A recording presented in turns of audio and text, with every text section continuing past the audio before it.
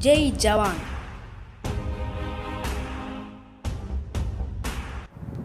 Captain Mahendra Nath Mulla, who upheld nation comes first, the men he commands come next, and his safety comes last. The year was 1971. As dusk fell on December 3 at 5:45 p.m., the Pakistan Air Force attacked 6 Indian airfields. The same night, IAF Canberra aircraft struck Pakistani airfields as ground battle immediately commenced in nearly every sector. The Indo-Pak War of 1971 had begun, and soon enough Indian Navy too joined the battle. 2 days later, on December 5, the Indian Navy detected the presence of a Pakistani Daphne-class submarine in North Arabian Sea. It was about 16 nautical miles from the coast of DU. Acting immediately, the Navy directed its anti-submarine frigate squadron to locate and destroy it. And so, on December 8, INS Kukri, commanded by Captain Mulla, and INS Kirpan sailed out of Bombay towards the location, unknowing of the tragedy that was to befall the former ship.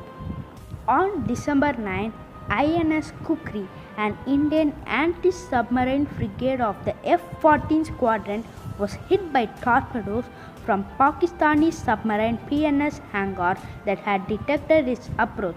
What made the Indian vessel an easy target for enemy torpedoes was the presence of an experimental sonar equipment aboard that had been specially deployed for research.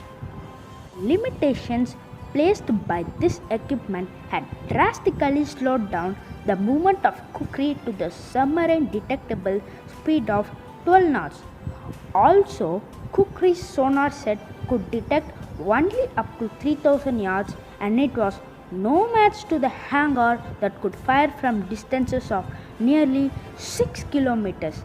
As such, the Kukri began taking off water at a rapid pace after it was hit, and it started sinking within minutes.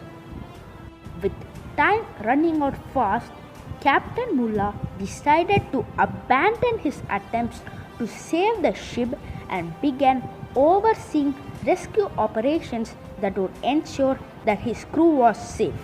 Aware that the majority of his men were trapped below deck, he personally began helping as many as he could, even though he was injured and bleeding from the head. In those defining moments, Captain Mulla could have saved him easily, but the incredible leaderman chose to give his own life-saving gear to another sailor.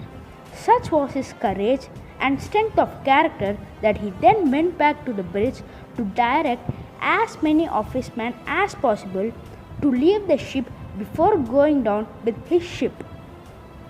In fact, throughout the crisis, the man from Uttar Pradesh was calm, composed, and resolute.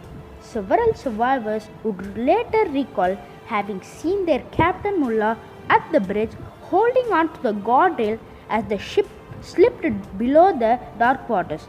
And so Kukri sank to its watery grave in the Arabian Sea, taking with it 176 sailors, 18 officers, and a braveheart captain. 67 men survived. They were rescued by INS Kachal next morning. It remains the only and hopefully the last naval ship that India has ever lost during a war. Captain Mulla also remains the only Indian captain to go down with a vessel. For his conspicuous gallantry and dedication to duty, he was posthumously honored with the Mahavir Chakra. What Captain Mulla did in those last moments did not just lift the morale of Kukri's surviving crew, but of the entire Indian armed forces for years to come. The manner in which he died upholds the highest traditions of the armed forces and exemplifies the upper limits of cold courage. He believed that the nation comes first, the men he commands come next, and his safety comes the last. Martyrs of Kukri have also been honored by the Indian Navy with a memorial at DU. It constitutes of a scale model of the INS Kukri encased in a glass house and placed atop a hillock facing the sea. Interestingly, Captain Mulla was not the only member of his family with an exemplary sense of responsibility.